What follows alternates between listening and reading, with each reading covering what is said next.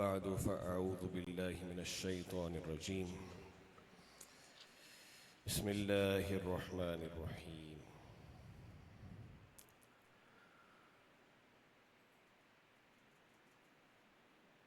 वल्लज़ीन जाहदू फ़ीना लनहदियन्नहुम सुबुलना सदक़ल्लाहु मौलाना अज़ीम वबल्लगना रसूलुहुन नबियुल अमीनुल करीम वनहनु अला मा क़ाल रब्बुना मिनश्शाहिदीन व अला मा औजब व अल्ज़म गैरु जाहिदीन वल्हम्दुलिल्लाहि रब्बिल आलमीन।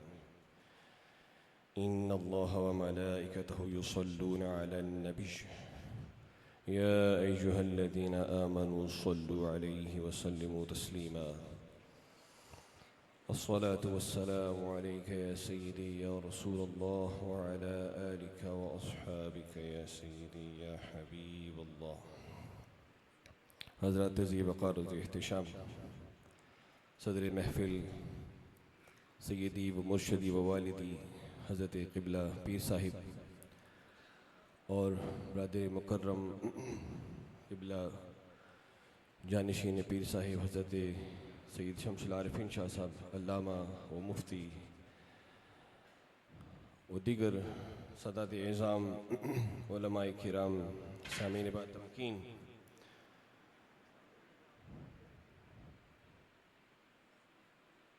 वक्त मुख्तसर है, दुआ का वक्त करीब हुआ चाहता है। ऐसे लम्हात हैं जब जुमला शुयूख़ सिलसिला की तवज्जो महफ़िल पर होती है, तो आपकी तवज्जो भी महफ़िल पे होनी चाहिए। खाने पे नहीं होनी चाहिए, अपने फ़ोनों पे नहीं होनी चाहिए। और जो इधर उधर लोग फिर रहे हैं इनको बैठ के बात सुननी चाहिए। अगर कोई बाहर बड़ी कोई दिलचस्प चीज़ है तो हमें बताएं, हम भी बाहर जाएं सारे। अगर नहीं है तो फिर अंदर टिक करके बैठें। ये जो 1 घंटा रह गया है ये समझें कि कमाल यानी आज की महफ़िल का जो निचोड़ है इसमें है, जो आखिरी घंटा है। सारे बुज़ुर्गों की तवज्जो इस पे होगी और जो खैर की बात है आपको यहाँ से मिलेगी इंशाअल्लाह ताला। इंशाअल्लाह मेरे बाद ब्रदर अकबर हज़रत क़िबला पीर सैयद शम्सुल आरिफ़ीन शाह साहब का ख़िताब होगा। उसके बाद क़िबला पीर साहब की दुआए कलिमात और दुआ होगी। और माशाअल्लाह इससे पहले आपने काफ़ी कुछ समात कर लिया है, उस सब को भी पल्ले बांधें। लेकिन चंद ज़रूरी बातें मैं भी आपसे करना चाह रहा हूँ जो कि तरबियत के लिहाज से होती हैं। रात को भी दर्स हुआ था, दर्स हुस्न अखलाक। मेरा ख़्याल था कि मैं उसी मौजू को थोड़ा सा आगे चलाऊँगा, लेकिन वक्त की नज़ाकत को देखते हुए उसको तर्क करना पड़ेगा। बड़ा तफसीली मौजू है, इतना टाइम नहीं है कि मैं उसमें जाऊँ। लेकिन एक मुख्तलिफ मौजू जो है उसको छेड़ता हूँ, वो है हमारा आज का दौर। जिस दौर में हम जी रहे हैं, डिजिटल लाइफ, जिसमें यानी कि हमारे लिए अपने पास अपने लिए टाइम नहीं है, लेकिन हमारे पास हमारे फ़ोन के लिए ज़्यादा टाइम है। और टेलीविज़न स्क्रीन, इसी तरह mobile phone, smart watches, laptops, ये चीज़ें जो हैं हमारे टाइम को बहुत ज़्यादा कंज्यूम कर रही हैं। मेरे कलाम में अक्सर इंग्लिश के लफ्ज़ आ जाते हैं क्योंकि मेरे खिताबात इंग्लिश में ही हुआ करते हैं, सिवाय उर्स के ख़िताब के जो उर्दू में होता है। तो इसलिए आपसे माज़रत के साथ मैं अक्सर उसको तब्दील करता हूँ उर्दू के अल्फाज के साथ। यानी जो हमारा वक्त है बहुत ज़्यादा बसर होता है किसमें, इन्हीं चीज़ों में जो कि वक्त का ज़िया है मुकम्मल। तो हम यहाँ पे जो हाज़िर होते हैं अपने शेख की बारगाह में एज़ ए मुरीद या एज़ ए मुअतक़िद, हमारा यहाँ पे हाज़िरी का मकसद ये होता है कि हमको रूहानियत हासिल करें। यही होता है ना, यकीनन यही होता है। लंगर शरीफ तो वैसे मिल जाता है, रूहानियत असल मकसद होता है। तो असल मकसद क्या है, रूहानियत इंसान यानी रूह की तरक्की का कोई सामान पैदा करें, रूह को फिर से तरोताज़गी मिले, वो अल्लाह के ज़िक्र की तरफ करीब हों। ये मकसद अल्लाह वालों की बारगाह में हाज़िर होने का मकसद ये होता है। और इंटेंशन भी यही होनी चाहिए, यानी नीयत भी यही होनी चाहिए कि इनके पास आके आपको कुछ रूह की बालिदगी का सामान मिले। तो आज का जो ज़माना है, आप माशाल्लाह तरक्की तो कर रहे हैं अपने अपने स्टैंडर्ड्स के हिसाब से, अपने अपने जो आपके गोल्स हैं लाइफ में, उसके हिसाब से आप माशाल्लाह आगे तो जा रहे हैं। आपकी बैंक बैलेंस भी बढ़ रहा है और माशाल्लाह आपकी जो प्रॉपर्टी पोर्टफोलियो है उसमें भी इजाफा हो रहा है, और आपके जो बच्चे माशाल्लाह है वो भी अच्छे पढ़ लिख रहे हैं, आगे जा रहे हैं, और आपके ख्याल से आप काफ़ी रोशन ख्याल हो रहे हैं और तरक्की कर रहे हैं, और जो मॉडर्न लाइफ है उसको अडॉप्ट कर रहे हैं, उसको गोया कि अपना रहे हैं। लेकिन आप अगर तवज्जो फरमाएं, अपनी रूह पे गौर करें, तो दुनिया में आने का जो मकसद था वो खुदा को पाना था। दुनिया में हमें जो जन्नत से निकाल के भेजा गया है, नेमतें तो वहाँ सारी मौजूद थीं, तो दुनिया में क्यों भेजा गया? दुनिया में भेजा तब था कि हम यहाँ पे आके अपनी रूह की तरबियत करें, नफ्स की तरबियत करें, और रूह की वो एक रिफ्रेशमेंट का कोई सामान करें, और रूह को जो उसकी ग़िज़ा है वो पहुँचाएँ। हमने उसको अक्सर पसे पुश डाल दिया हुआ है, और हमने रूह की ग़िज़ा को मौसीकी के नाम नहीं, मौसीकी को रूह की ग़िज़ा समझ लिया है, म्यूज़िक, इसी तरह बाकी एंटरटेनमेंट, उसको हमने रूह की ग़िज़ा समझ लिया हुआ है। जो असल रूह की ग़िज़ा थी, खुदा का ज़िक्र, कुरान की तिलावत, हदीस मुबारका का मुताला, बुज़ुर्गों की खिदमत में बैठना, अपने शेख की सोहबत में बैठना, जो रूह की असल ग़िज़ा थी उससे हमने एराज कर लिया हुआ है। साल बाद हम उसकी महफ़िल में आते हैं, ये चंद आरास, ये चंद महाफिल ज़िक्र, महाफिल जो नात हैं, ये महाफिल के वाज़ वो नसीहत है, उसको हम अपनाते हैं, उसमें अटेंड करते हैं, तो ये समझते हैं शायद काम हमारा पूरा हो चुका है। लेकिन ये बिल्कुल भी गोया कि काफ़ी नहीं है। मेरा जो खिताब है वो कोई लच्छेदार बातें नहीं होती, आपको पता है। मैं दर्स के अंदाज में बातें करता हूँ ताकि आपको उसका फ़ायदा ज़्यादा हो। तवज्जो आपने रखनी है बात की तरफ ताकि आपको उसकी समझ आए, और ये मकसद भी आपकी तवज्जो को बेदार करना है। मेरा पॉइंट ही ये है कि इंसान की तवज्जो का लेवल इतना डाउन हो चुका है कि आपसे डायरेक्ट बातें कर रहे हैं, आपकी तवज्जो कहीं और होती है, क्योंकि आप लगे हुए फ़ोन में, या आपको कोई आपके फ़ोन जेब में फ़ोन वाइब्रेट कर रहा है, बज रहा है, या कोई मैसेज है उसका इंतज़ार कर रहे हैं आप, ये चीज़ है। या फिर आपने कोई ख़ास जो है वो किसी शख्स से रब्ता करना है, आपको वेट है उसकी कॉल का। तो हालात इस गए कि नहज पर आप पहुँचे कि आप यहाँ बैठे हैं, आपका दिमाग कहीं और है। ऐसे ही है ना, यानी कि 90% मैं आपको गारंटी दे रहा हूँ इस बात की। यहाँ जो लोग बैठे हैं बात मेरी सुन रहे हैं, लेकिन तवज्जो मेरी बात पे नहीं कर रहे हैं, जहन कहीं और लगा हुआ है, किसी PSL के मैच में लगा होगा, नहीं तो या तो किसी स्टेज ड्रामे में लगा होगा, या तो फिर आपने जो शॉर्ट्स देखी हैं रिसेंटली फेसबुक पे या यूट्यूब पे, उसमें कहीं लगा हुआ आपका दिमाग। ऐसा ही है ना, या व्हाट्सएप पे कोई मैसेज आ रहा है, किसी ग्रुप में आप शामिल हैं जहाँ कोई लतीफ़े सुनाए जा रहे हैं, तो उसमें आपका दिमाग लगा हुआ है। तो आप टाइम यहाँ भी बैठे हैं, मैं तो वहाँ भी टाइम पास कर रहे हैं। बात सच्ची कर रहा हूँ, दिल को लग रही है बात कि नहीं लग रही? ऐसे ही है ना।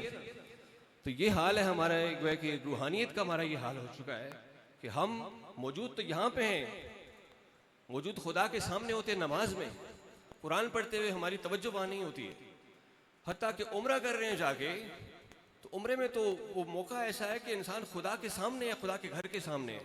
एक रोब कब कभी इंसान के जिस्म पे तारी होनी चाहिए, लेकिन वहाँ ये हाल है कि आपकी सेल्फियाँ ली जा रही हैं और लाइव स्ट्रीम पे उम्रा किया जा रहा है ना, उसमें है जी, यानी अपने घर वालों को लाइव दिखा रहे हैं जी, होड़ में आया ने हजरत अस्वद को तो दूर ही चुमोस, है जी, ये काम आजकल हो रहा है। इसी तरह सरकार के रोजे के सामने अल्लाह अकबर, इंसान की हया ख़त्म हो चुकी है। सरकार मौजूद है, यहाँ पे आके इकरार करते हो कि सरकार जिंदा है, तू जिंदा है वल्ला, तू जिंदा है वल्ला, ये पढ़ते सुनते रहते हैं। जब वहाँ जाते हैं तो पीट करके नौजुबिल्ला सेल्फियाँ बना रहे हैं। खुदा का खौफ नहीं है तुम लोगों को, ये इंसान का हाल हो चुका है। यानी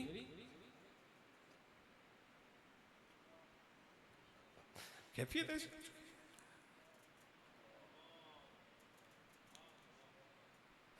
इंसान की, सरकार का हया खत्म हो चुका है।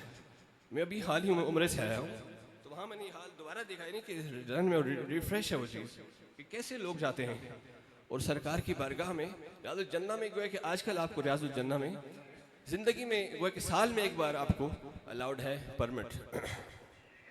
अब यहाँ से लोग जाते हैं जो पाकिस्तान से जाते हैं बिलखुसूस, तो उनका हाल ये होता है कि वो सारी उम्र जमा पूंजी लेके जाते हैं वहाँ पे कि रोज़े मुताहरा, तो वहाँ उनको एक बार परमिट अलाउ होता है ज़िंदगी में। उस एक परमिट में सरकार की बारगाह में हाजिरी है। सारी उम्र जिसके लिए गोया कि दुआएं की थी, यहाँ पे आके सरकार के हुजूर पेश हों, सरकार सामने बैठे हुए जी, हर नमाज में आप बैठ के कहते हैं अस्सलामु अलैका अय्युहन नबी। तो आज तो सरकार की बारगाह में पहुंचे हो, तो बजाय इसके बराह रास्त कलाम करो वहां जाके, वहां तुम्हारा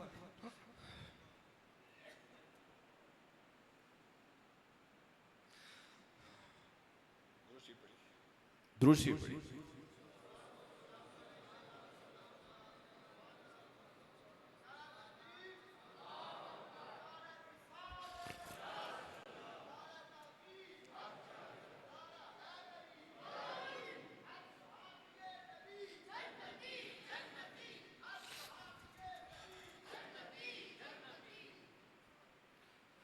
यानी जहाँ पे फरिश्ते भी दम नहीं मारते इस बारगाह में, वहाँ पे जाके आपकी सोशल मीडिया लाइफ उसको टेम्परेरी आप स्टॉप नहीं कर सकते, और आपकी सेल्फियाँ वहाँ भी चल रही हैं और लाइव कॉलें हो रही हैं, और हत्ता कि अपनी बहन बेटियों को लाइव कॉल पे लिया होता है, कहते हैं जी देखो जी नज़ारे करो। ये हाल मैं बयान ये करना चाह रहा हूँ कि हमारी जो रूहानियत है और खुदा से जो ताल्लुक़ है वो बिल्कुल ख़त्म हो चुका है। अब ये मौजू ऐसा है कि बड़ी तफसील से फिर मैं कलाम करता, लेकिन वक्त चूँकि बड़ा नाजुक हो रहा है, इसलिए मैं अपनी असल मौजू की तरफ आता हूँ कि इंसान इस डिजिटल दौर में जहाँ पे हम जी रहे हैं, मोबाइल ने, सोशल मीडिया ने हमारी रूह को बिल्कुल कोई कि मुर्दा कर दिया हुआ है। तो ऐसे हाल में जब हम मुकम्मल गाफिल हो चुके हैं तो हम कैसे अपनी रूहानियत को बेदार करें। तो मैंने आयत करीमा पढ़ी है, अल्लाह ताला फरमाता है वल्लज़ीना जाहदू फ़ीना लनहदियन्नहुम सुबुलना, जो कोशिश करते हैं हमारे रास्ते में जिहाद करते हैं, यानी जो मुजाहिदा करते हैं और कोशिश करते रहते हैं, हम उनको अपने रास्ते की हिदायत कर दिया करते हैं। लेकिन साथ ही फरमाता है सूरह कहफ के अंदर, ला तुति मन अग़फ़लना क़ल्बहु अन ज़िक्रिना, कि अगर तुम चाहते हो कि सही रास्ते पे चलो तो हर उस शख्स की सोहबत से दूर रहो जिसका दिल गाफिल है। यानी अगर आप गाफिलों की सोहबत में बैठे रहेंगे, आपके उठना बैठना उन्हीं लोगों के साथ है जिनका लाइफस्टाइल ऐसा ही है कि वो हर काम करके सोशल मीडिया पे स्टेटस लगाते हैं कि अब मेरी इफ्तारी डन हो चुकी है जी, सहरी भी डन हो गई है, उम्रा भी डन हो गया है। तो ये चीज़ें जब आपकी सोशल मीडिया लाइफ पे आ गई हैं तो फिर आपका भी कैफियत ऐसी होगी। जैसे कि आप उर्स पे आए हैं तो उर्स के हर स्टॉप पे आते हुए आपने अगर पोस्ट किया है जी कि हम पीर साहब के उर्स पे जा रहे हैं, फलां स्टेशन पे आ गए हैं, तो आपके आने की नीयत में थोड़ा सा फतूर था, क्योंकि अपने शेख की बारगाह में हाजिर होना ये तो गोया कि हज करने के मुतरादिफ है। आपकी नीयत तो ये होनी चाहिए थी कि आप जाएंगे और अपने आमाल की गोया कि जो बुरे आमाल हैं उनकी तौबा करेंगे और खुदा के हुजूर तौबा ताइब होंगे, शेख का वसीला पेश करके गोया कि अपने आमाल को ठीक करेंगे। उस सही नीयत से आते और रास्ते में कोई और नीयत ना होती, कोई इंटेंशन ना होती, तो आपको उसका फ़ायदा होता। क्योंकि हमारी बुनियादी जो तालीमात हैं इस्लाम की, उनमें हमें पता चलता है, सरकार फरमाते हैं कि आमाल का दारोमदार नियत पर है, और मोमिन का अमल जो है उससे बेहतर उसकी नीयत होती है। नीयतुल मोमिन खैरुम मिन अमलिही, तो अमल जो है उसकी कोई अहमियत नहीं है जब तक उसकी नीयत सालिहा उसके पीछे कार फरमाना हो। तो हर अमल के पीछे एक नीयत होती है, एक इंटेंशन होती है, खलास होता है। सरकार फरमाते हैं कि यानी कि हमारी जो तालीमात इस्लामिया हैं कुरान और हदीस के हवाले से, उसमें हमें यही सबक मिलता है कि हर काम के पीछे हमें नीयत सही रखनी है। तो अगर आप जो अमल कर रहे हैं उसके पीछे अगर आपकी नीयतें सही नहीं हैं, दुनिया को दिखलावा है और सोशल मीडिया इंटरेक्शन ज़्यादा हो चुका है और हर काम में आपने दिखाना है, दूसरे को बताना है कि मैंने फ़लाँ काम कर लिया है, तो ये समझिए कि आपके किसी काम को कोई फ़ायदा और सवाब नहीं हो रहा।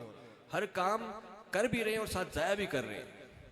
जैसे ही आपने नमाज़ पढ़ी तो आप बाहर निकल के पहले मस्जिद का फ़ोटो खींचेंगे कि मस्जिद है बड़ी नाइस, अभी जुमा पढ़ने की सादत हासिल हुई है, तो नमाज भी रोड़ दी आपने और मस्जिद में जाने का जो सवाब था वो भी रोड़ दिया। ऐसे ही काबा शरीफ में गए हैं तो आपने वहाँ सोशल एक पोस्ट की है जनाब, स्टेटस अपलोड किया व्हाट्सएप पे, तो वो सारे का सारा सवाब रोड़ दिया, ज़ाया कर दिया नहीं आपने। तो ये आपकी हालत है, कैफियत है। वहाँ से टिश्यू दे देंगे। तो जो इस बात पे फरमाए कि इंसान के जो आज़ा हैं, बदन सारे का सारा गोया कि वो आपकी मिल्कियत नहीं है। जो आपकी ज़िंदगी है वो आपकी नहीं है। अगरचे हमारे माशरे में हमें ये सिखाया जा रहा है, आजकल हमारे स्कूलों में, हमारे सोशल मीडिया पे, इलेक्ट्रॉनिक मीडिया पे हमें ये सिखाया जा रहा है कि हम अपनी लाइफ के ज़िम्मेदार हैं और मेरा जिस्म और मेरी मर्ज़ी की बातें हो रही हैं, जैसे हम चाहे वैसे कर लें, लेकिन आपका बदन आपका नहीं है। आपके पास ये मुस्तार है, यानी टेम्परेरी तौर पे आपको दिया गया है ताकि आप इससे कोई अच्छा काम ले सकें। कल आपको इसका जवाब देना है फरमाता है, हदीस पाक में आता है कि कुल्लुकुम राइन व कुल्लुकुम मसऊल अन रइयतिही, तुम में से हर एक जो है एक राई है, वो है कि उसको एक रियाया पे निगहबान बनाया गया है और उस रियाया के बारे में उससे सवाल होगा। सरकार ने फरमाया है कि तुम्हारे आज़ाए बदनी जो हैं, जो तुम्हारी बॉडी पार्ट्स हैं, वो तुम्हारी रियाया है, तुम्हारे सब्जेक्ट्स हैं, तुम्हारी जो वह कि सल्तनत तुम्हें अता की गई है उसके कुछ वह के अरकान हैं, वो उसके मेंबर्स हैं जो तुम्हारी बॉडी पार्ट्स हैं, तुम्हारे हाथ हैं, कान हैं, पाँव हैं, तुम्हारी ज़बान है, इसी तरह बाकी बाकी आज़ा बदन के वो सारे के सारे तुम्हारी रियाया हैं, तुमसे इनके बारे में सवाल होगा, हर एक के बारे में। अल्लाह ताला फरमाता है कि जब यौम क़यामत होगा तो तुम्हारी ज़बान और तुम्हारे हाथ और तुम्हारे पाँव ये तुम पे गवाही देंगे कि बिमा कानू यामलून, जो तुम अमल दुनिया में करते रहे। तो हर चीज़ जो तुम्हारे साथ है, तुम्हारे आज़ाए बदनी या इन पे तुम्हें निगरान मुकर्रर फरमाया अल्लाह ताला ने, तुम्हारे ऊपर गोया कि ये गवाही देंगे। और इमाम गज़ाली फरमाते हैं कि बड़ी फसीह ज़बान में गवाही देंगे, ऐसी कि तुम्हारी जो फसाहत व बलागत है वहाँ मांद पड़ जाएगी। जिस दिन तुम्हारे आज़ा बोलेंगे जाके रोज़े क़यामत, उस दिन फिर तुम कहोगे कि यार काश मैंने अपने आज़ा को गुनाहों से बचाया होता, अपनी आँखों की हिफाजत की होती। सोशल मीडिया पे जब मैं स्क्रॉलिंग कर रहा था, जब मैं शॉर्ट्स देख रहा था, तो बुरी बुरी चीज़ें बार बार आ रही थी, हर बुराई वहाँ पे टपक रही थी और आ रही थी। वहाँ मैंने अपनी आंखों की हिफाजत नहीं की, मैंने समझा कि शायद ये टेम्परेरी या 10 सेकंड्स की बात है, इससे मुझे क्या गुनाह होगा, यही सोचा ना। और फिर उसको देख लिया, फिर आगे स्क्रॉल किया तो उससे अगली नेक्स्ट लेवल की कोई गंदी चीज़ नज़र मुझे आई, तो मैं उसमें मुबतला हो गया। जब दुनिया में ये हाल है तो क़यामत के दिन जब जाओगे तो ये सारे आज़ा गवाही देंगे। जब म्यूज़िक सामने आता है, आप म्यूज़िक आपके कानों को भला महसूस होता है, तो आप कहते हैं यार ये मैं फ़लाँ नीयत से सुन रहा हूँ, नीयत उसमें आप फिर गोया के कवाली के लगा लेते हैं, नीयत अपनी मर्ज़ी की बना लेते हैं। लेकिन म्यूज़िक आप सुनते हैं क्योंकि छोड़ते नहीं हैं, क्योंकि बाज़ औक़ात आपको कुछ दुनियादार किस्म के मौलवी मिल जाते हैं जो आपको फतवा दे देते हैं कि जायज़ है, गामदी टाइप और मिर्ज़ा इंजीनियर टाइप, क्योंकि उनको भी आप लोग सुनते हैं। तो जब ऐसे हालात हैं कि आप उलमा के पास बैठते भी नहीं हैं, इल्म के पास भी नहीं आते और तक़वा और तहारत की तरफ नहीं आते, ऐसी महफ़िल में नहीं आते जो आपको तरबियत करे, तो फिर ऐन मुमकिन है कि आप अपने आमाल में ऐसे गोया कि आमेज़श करेंगे जो कि आपको गुमराही की तरफ लेके जाएगी और तबाही और बर्बादी की तरफ लेके जाएगी। और रोज़े क़यामत जब आप जाएंगे तो आपके आज़ाए सब आपके ख़िलाफ़ खड़े होंगे, गवाही दे रहे होंगे।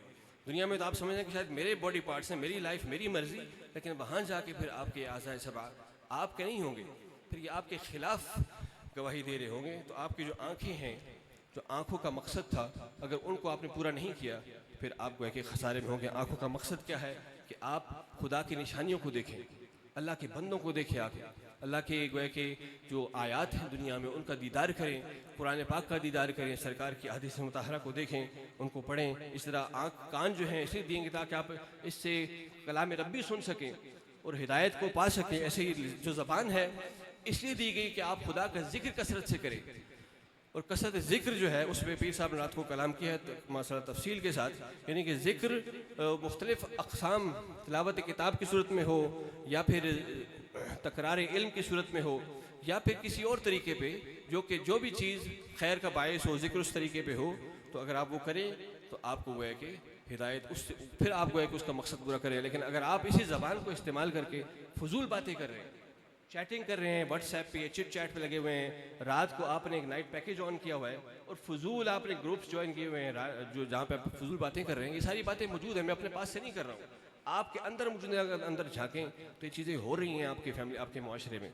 लेकिन सरकार फरमाते हैं, एक हदीस बयान करता हूँ, बात ख़त्म कर रहा हूँ इंशाअल्लाह। सरकार फरमाते हैं कि इंसान एक कलिमा सिर्फ ऐसा करता है अदा जिससे वो अपने साथी को सिर्फ हंसाने के लिए फजूल बात करता है, जो रियलिटी उसमें नहीं है, हकीकत नहीं है। मेरी बात सुन रहे हैं आप लोग? कोई इसमें कोई तबीयत पे बोझ तो नहीं पड़ रहा किसी की? समझ भी आ रही है उम्मीद है।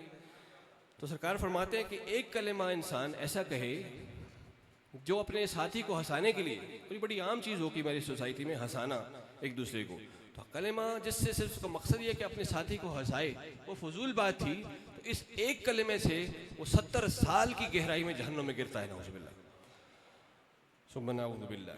फरमाते हैं कि एक शख्स शहीद हो गया किसी मारके में, किसी गज़वे में शहीद हो गया, तो लोगों ने कहना शुरू कर दिया कि वाह ये जन्नती है, जन्नत मुबारक हो। सरकार ने फरमाया तुम्हें कैसे पता है, हो सकता है इसने कोई फजूल बात की हो। उसकी फजूल बात, अगरचे शहीद है, अल्लाह की राह में शहीद हुआ है, लेकिन इसकी फजूल बात इसके रास्ते में रुकावट बन जाए, नाउज़ुबिल्लाह। तो हम अपना हाल भी देख लें, हमने कितने अमाल सालिहा किए होते हैं।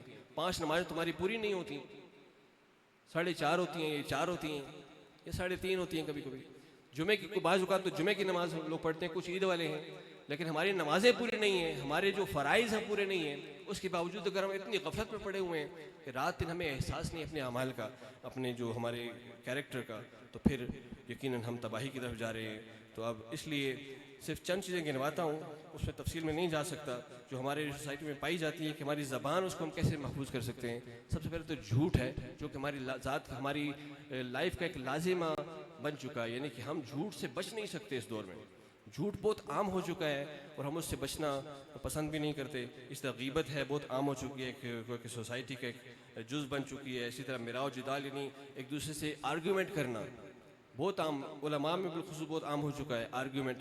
इसको तो बड़े फ़ख्र से किया जाता है। आजकल सोशल मीडिया अकाउंट्स बने हुए यूट्यूब पे, तो एक मौलवी ने एक बात की, नेक्स्ट टाइम दूसरे की यूट्यूब जो है वो वीडियो आ जाती है कि फ़लाँ ने ये बात की, मैं उसका अभी तोड़ कर रहा हूँ। तो ये तो हमारा हाल हो चुका है, यानी मिराव जिदाल, ये बड़ी तबाही है।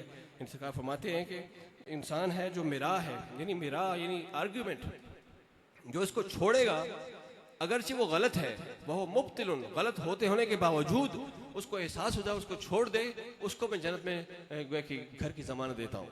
जन्नत के गोया कि जो रिब्द है, रिब्दिल जन्ना, उसमें गोया कि उसमें जन्नत के एक घर की एक महल की ज़मानत देता हूँ। इसी तरह लेकिन अगर वो हक़ पर होने के बावजूद अगर वो मिरा को छोड़ दे, यानी वो जानता है कि वो हक़ पे है, लेकिन वो गोया कि बहस व मुबाहिसा से बचने के लिए, झगड़े से बचने के लिए, तूल कलाम से बचने के लिए गोया कि वो झगड़े को तर्क कर देता है। सरकार फरमाते हैं उसको मैं जन्नत के आला मुकाम पे घर का गोया कि ज़मानत देता हूँ। सुभान अल्लाह।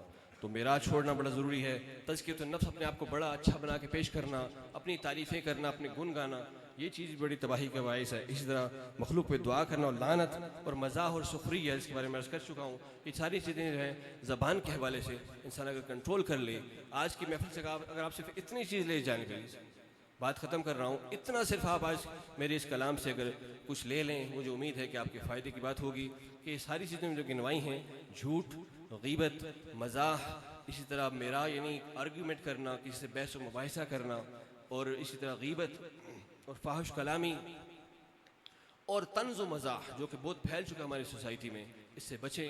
अल्लाह ताला हमें इंशाअल्लाह ताला जहन्नुम के अज़ाब से महफूज फरमाए और हमारी इस्लाह फरमाए और हमें अपनी इस्लाह की तौफ़ीक़ अता फरमाए। और हमारी जो रूहानियत के अंदर बहुत बड़ा एक गैप आ चुका है और बहुत दूर हो चुके हैं खुदा से, और खुदा जो असल इखलास था और असल जो दीन की रूह थी उससे दूर हो चुके हैं।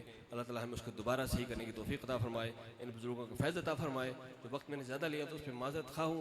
इंशाअल्लाह इसके बाद क़िबला बरद अकबर का खिताब होगा, फिर पीर साहब की दुआ। बारकल्लाह।